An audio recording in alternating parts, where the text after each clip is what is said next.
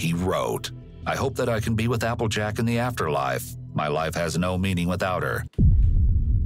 Is this nigga serious? The mass killer who murdered over My Little Pony. Oh, this is gonna be fantastic. Marion County 911. Is anybody experiencing flu-like or COVID-19 symptoms? No, somebody's shooting in my hub. I'm at FedEx in Plainsville. What's the There's gunshots everywhere. Okay, Can you hurry? what is the address? Okay. The address is 8951 Mirabelle Road. How many shots did you hear? I don't know. I wasn't counting! How many shots did you hear? Sorry, I can't hear it over all the people bleeding out and dying. I got shot. Can we go out down here? Can we run on way to the end and go out? Don't go outside. Stay where you're safe. 8951 Mirabelle Road. I want you to stay with me, okay? Don't hang up, okay? Shut that door! When a young boy's mother notices his odd behaviors, intensifying year by year, Damn. she begins to worry about him. It began as a child when young Brandon Hole insisted on wearing 3 pairs of shorts at a time. That seemed innocuous enough until years later. I mean, that's not weird enough because sometimes when you have such a fat fucking scrotum like I do, I have to wear 2-3 pairs of underwear sometimes, or it will droop to the floor and cause earthquakes and mass hysteria. Shorts at a time. That seemed innocuous enough until years later, when he developed an unusual obsession that soon went You on. gotta be kidding me, bro. No, this is insane. This is insane. This is insane. This is insane. Off the rails. This was the bedroom of that same boy. Only now he was well into his teenage years, and his true love is depicted on the colorful posters hanging on these walls. Okay. The cartoon ponies you see are the central characters on a children's animated television series, My Little Pony. Most people would do anything for the love of their life, but few knew just how far Brandon was willing to go for his. Well, the problem is the ponies being the love of his life. You know, it's not doing something for the love of your life. It's what the love of your life is. That's what I feel like the problem is. And the ones that did know would soon wonder how they didn't see the horrific outcome staring them right in the face.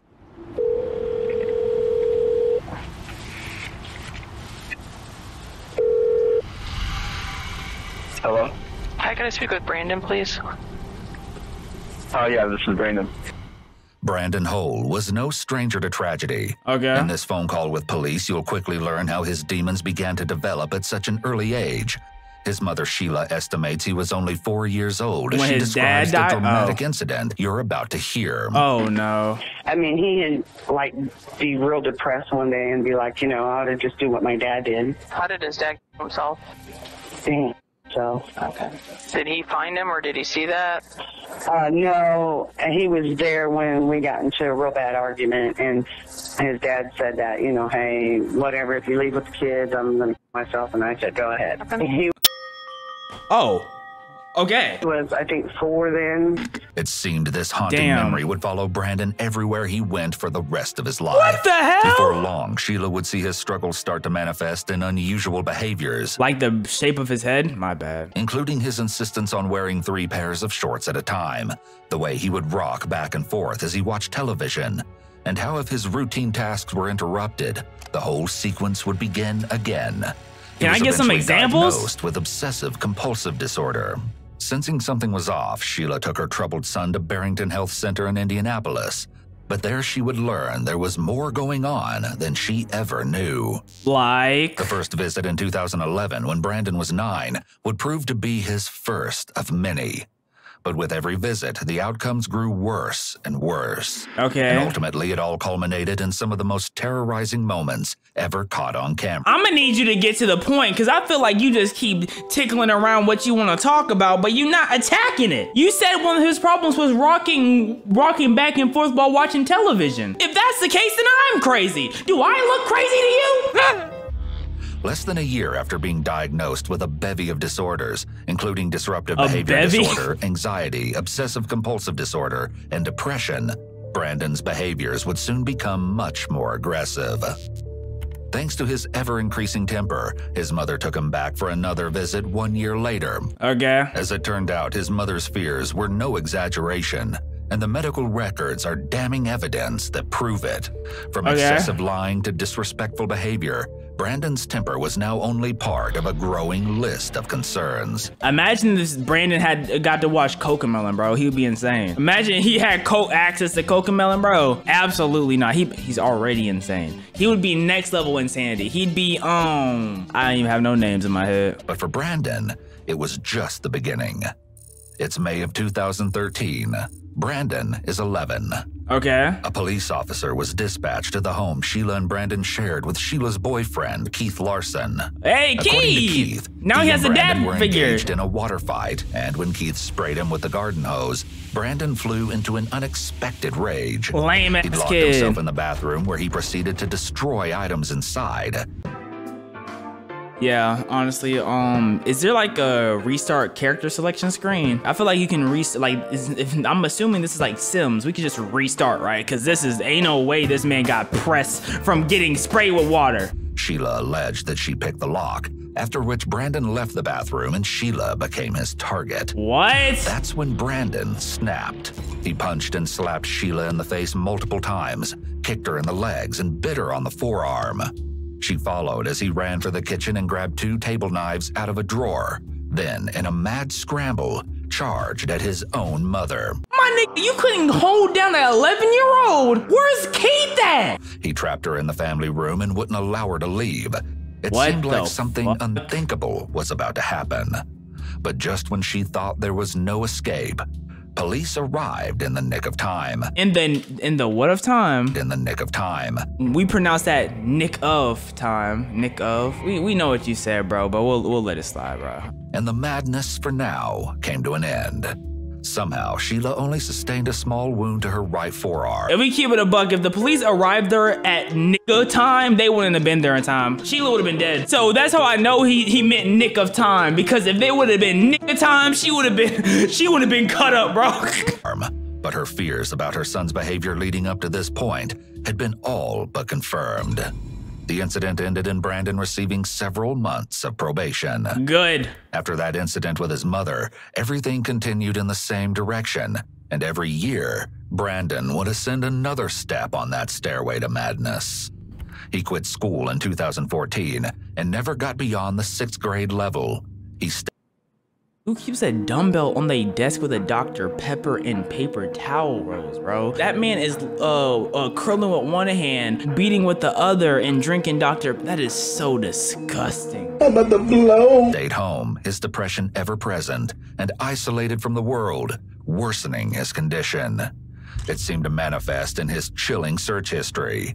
You've already learned about his obsession with My Little Pony, but while left alone, Brandon had been researching something far more sinister. Okay. In 2015, Brandon was assessed by the Riley Children's Foundation. His search history included an obsessive interest in mass shootings. He told the assessor that, quote, "I feel bad for the victims, the families." When asked if he could put himself in the shoes of the perpetrators, he denied it, saying, "I don't want to waste my time doing something like that. It's a hassle." What the? I don't want to cause families any trauma. Chillingly, the assessor. Okay, he said, I wouldn't feel like doing that because it's a hassle. That was his first reasoning. That is insanity. He reflected that he wouldn't want to cause family trauma. Nah, I don't think like that at all. That's really reassuring, man. I don't want to waste my time doing something like that. It's a hassle. And that he wouldn't want to cause families any trauma. Chillingly, the assessor concluded that Brandon seemed to empathize with the victims, despite the fact that he also admitted to sharing memes and jokes about them with his friends. I mean, people do that. That's not too crazy, I'm not gonna lie to you. If that was all it took to label someone insane, a lot of us are f***ing insane. Then, the day came when 18-year-old Brandon made the decision to follow through with something he'd planned to do for quite some time. It was March 2nd, 2020. Did you play Uno? He was like, well, drive me to the gun store and I'll just look around. On the way to the gun store, we saw a sticker that said hashtag stop the life. And he's like, there's your sign. And I was like, okay, well, if you buy a gun, there's your sign. You know, I got to take that away from you. You know what I mean? Right. I'm not gonna lie to you, Sheila, bro. You sound like a crazy, like you like antagonize them and people in the wrong way. You leading these people to do terrible things. I can already see how you are as a mother and a person in general. You are a bad person. So, and he did buy it without bullets. The store was out of ammunition that day. That night, Sheila and her daughter devised a plan. The situation was far too perilous, and they couldn't just sit back and watch to see what became of it. You let him buy it, though. Act. If not, Sheila feared, perhaps Brandon would follow through and take his own life, just as his father had done several years prior. Or something much, much worse. The following morning, they traveled to the Indianapolis Metropolitan Police Department and filed a case report telling of his troubled past and how he planned to point his shotgun at police, thereby ensuring his death. Okay. Later that same day, on March 3rd, several officers and members of the Indianapolis Mobile Crisis Assistance Team, or MCAT, responded to Sheila's home. Upon entering, Brandon was placed in handcuffs, with the police report stating that Brandon had become quite anxious, and his main focus was ensuring that no one looked at his computer. He was born in 2001. This is in 2020, so he's 19 years old. How would y'all feel if y'all walked into a 19-year-old's room, 19-year-old man, and it was just full of My Little Pony? Are you judging? You weird in my eyes. You don't like anything else? You just one thing, like, you weird in my eyes. I have to judge. It's part of my nature as a human being. What police would find on that computer would leave Sheila utterly shocked, with the search revealing extremist websites in his history. At this time, Brandon's gun was confiscated under Indiana's red flag law. What is extreme? Can y'all explain extremist history? Like, what extremist what? There's a lot of things to be extreme about. Extreme My Little Pony lovers? Like, what? Brandon was taken to Eskenazi Hospital for further assessment. She hoped he'd be put on a 72-hour hold. But instead, somehow, he was in and out in under 2 hours. Damn. To Sheila's utter surprise, an emergency medicine doctor determined there was no diagnosis, and Brandon denied having any issues.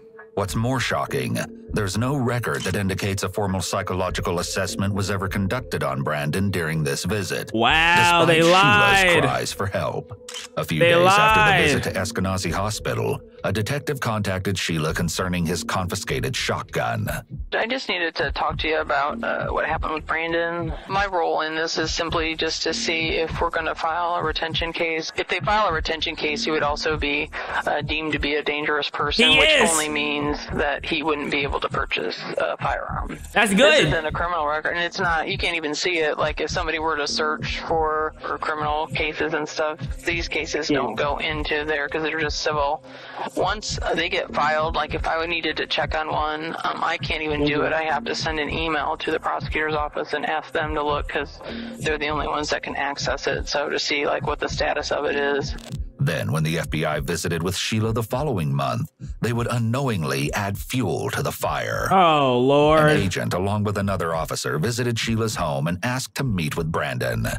When the agent asked Brandon what he planned to do with his life, Brandon replied that perhaps he could join the FBI. No! In response, the agent made it clear that wouldn't be an option for him. Perhaps this was the straw that broke the camel's back. Y'all told a blood-fiending maniac that the only thing he wants to do in life he can't do. What did y'all expect to happen? It would be exactly 1 year to this very day that Brandon would unleash the inner demons he'd been harboring since early childhood. At the conclusion of the meeting, all intelligence that had been gathered on Brandon revealed the last thing Sheila or any mother would ever want to hear about their own son. Brandon had all the makings of a mass shooter. Some of the red flags that the FBI may have recognized in Brandon were that he was a loner with feelings of rejection from society, as well as feeling like he was being treated unfairly. No dad. And his belief that he was a victim.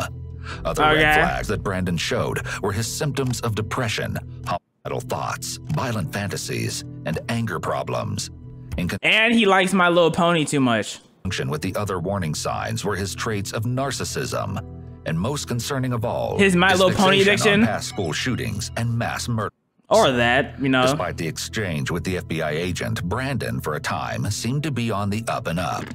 He found a job in 2020, and he seemed to enjoy working at the local FedEx SmartPost facility. I think they're underestimating the My Little Pony addiction. Granted, I don't know anyone with a My Little Pony addiction in general, but maybe that's because I only hang out with sane people. Maybe this was the new beginning Sheila had hoped for after all those arduous years. Maybe Brandon was finally improving. But it wasn't the case, and in fact, he was only just ascending into peak madness. In the months before he would do the unthinkable, Brandon quit showing up for work. It seemed he couldn't bring himself to get out of bed. That's how depression be sometimes. His stint at the FedEx facility had officially come to an end. It was mid-March of 2021, and Brandon had moved back to his mother's home. Once again, Sheila had to fight the system in order to get her son in front of a mental health professional before he was finally assessed. Multiple pages of notes named a variety of Brandon's conditions, amongst them generalized anxiety disorder, recurrent major depressive disorder. Meanwhile, even while he was in therapy, this is an actual list of the items he was purchasing. Okay, he was purchasing a gunfighter mod, vertical grip, he had a rear receive, end plate with swivel, a Magpul QP para. I don't know what none of this means. I'm gonna assume all this is gun attachments because I don't know what none of these means, bro. As he was making these purchases, he attended another session with a social worker. But by now, Brandon had reached the point of no return. The following day, he attended a session with a different social worker. This man has a fucking My Little Pony sticker on his gun. That's next level obsession. That's crazy. Stating he had no empathy and no care for the lives of others. Damn! Including his own flesh and blood. 2 weeks later, in what would be his final counseling session, he stated the same thing again. But what he added this time was chilling. Brandon claimed he was a danger to society and that society should fear him. At that point, he should have been taken to a mental institution. My nigga, he warned you himself. There's no way y'all ignored him when he said that. He told y'all. What more do you want him to do? He told y'all. It's not even Brandon's fault no more. Y'all should have knew better at this point. And he was right. Marion County 911. There's been a shooting. Okay. Multiple shots. How many shots were fired? A lot. It started the night Brandon quietly departed home, never to return again, en route to his final destination, the FedEx SmartPost facility, sometime around 11 p.m. What does this have to do with My Little Pony, though? I just realized that. That particular evening was nothing out of the ordinary. Sheila returned home from work. Getting tired of seeing this pony, bro. I'm not gonna lie to you, I'm getting tired of seeing this pony, bro. With dinner for Brandon and found him to be in a pleasant mood. After he ate, he took a relaxing bath. Then they both went to bed. Or so Sheila thought. Okay. Once inside the FedEx SmartPost facility, Brandon makes his way through, savagely opening fire on everyone in his path. Then he moves through the lobby, assassinating employees at random as they attempt to run for their lives. Damn. Soon after, he returns to the parking lot and immediately opens fire on those unfortunate enough to be in close proximity. 911 calls flood local dispatchers as Brandon continues his murderous undertaking. I think there's possibly multiple shooters. I hear them outside. I'm in the control room. There's 3 of us in here. Sorry. Okay, it says murdered over My Little Pony though. We literally have not touched on his My Little Pony addiction whatsoever. Like we're 13 minutes in and we haven't touched it at all. Can we get to the My Little Pony part? Okay, so what I need for you guys to do, like I said, stay down, make sure your door is locked. Put something against that door if you can to keep yourself safe, okay? Please. Is anyone upstairs? Okay, they're on the way, they're on the way. In a matter of minutes, the premises transformed into a nightmare. How? He was already spraying. How is it worse? I was a rifle shooting. We got the guy in here. We got him in here. He's been shot. Damn. He's in our shack with us. Hey, stay on the line for me. Let me get medics on the phone. I'm not going to hang up, okay? Stay with me. There is at least one person down. Call 12. Send an ambulance or 2, please. Yeah, we have the ambulance and the officers en route. But they have an AR-15. I'm not sure how many guns they have, but I know they at least have 1 assault rifle. They're still shooting. Okay, okay, stay on the line. They're already on the way to you, okay? But stay on the line with me. Keep yourself safe. I need you to let me know anything that happens, okay? Okay. I know I just hear a lot of gunshots and a lot of people around. Okay, hold on. Stay on the line. The emergency calls continue to pour in as the casualties are mounting. Dispatchers frantically assist callers as the horror continues to unfold. We have shots fired. We need police. They're still shooting as we speak. He's already shot about 5 people, the shooters in the building. You said there were 5 Caller people shot there? 20, damn. The first officers are arriving at the scene. Dispatchers and responding officers communicate in real time. However, in the midst of the chaos, Details are not yet clear. No. Yeah, we confirm whether we have 1 or 2 shooters. Reports are saying 2 shooters. Okay, is it 1 person, 2 person? Can't tell if just multiple rifle shots, but it sounds like the same report, so I'm assuming 1. Okay, are they inside or outside? Last they were outside. Okay. I'm getting information that he is still inside the building from somebody pulling off the line. Jesus. Footage reveals that after carrying out his plan, Brandon returned to an earlier location in the FedEx facility. Without so much as a shred of hesitation, he then proceeded to end one more life, his own. Employees on site continue to place calls, begging and pleading for help in this surreal nightmare that has been sprung upon them without warning.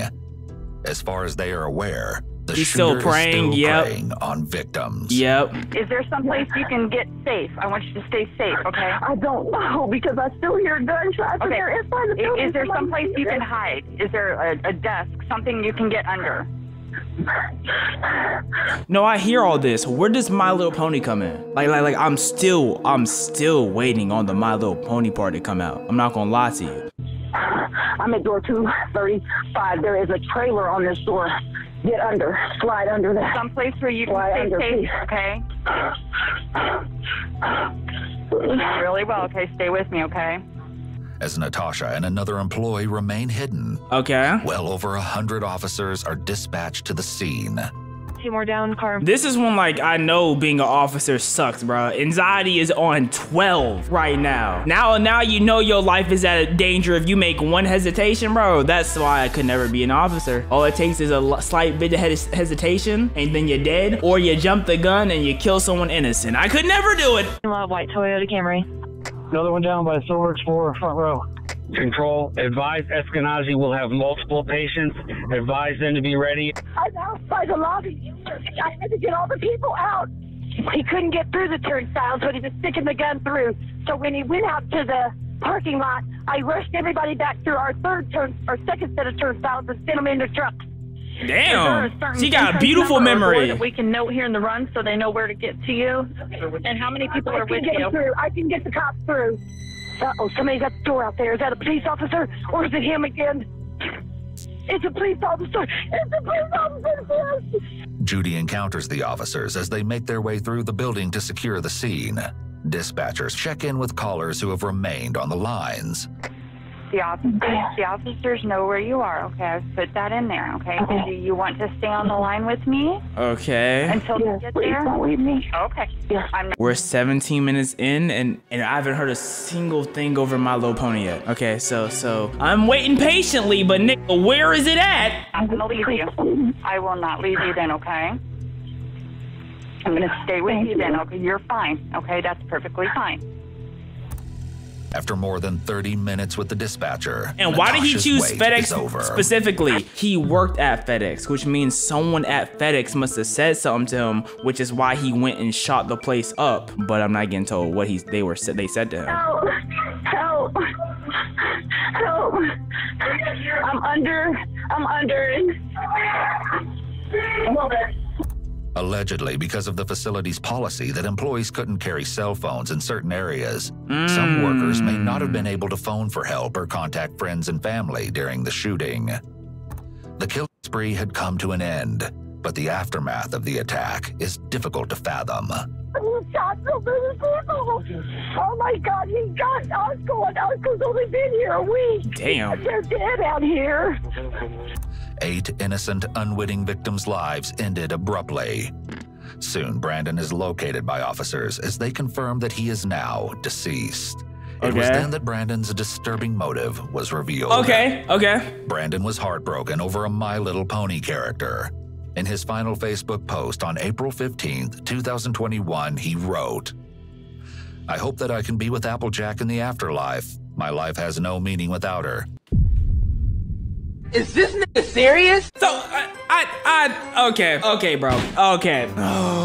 Like, no one even dissed the character. It's because of, oh my God, bro. If there's no afterlife and she isn't real, then my life never mattered anyway. What? I kind of just need to talk to you about what happened that day and how you're feeling about whether you'd want it back or if you... Oh, Yo, sorry to interrupt, but I don't want it back at all. It's fine. What would be your goal for us to do with the gun?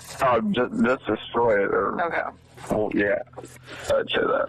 Okay. I'm not worried about that. I'm worried about getting my life back on track. I don't have any mental health issues that I'm aware of. I don't think I do.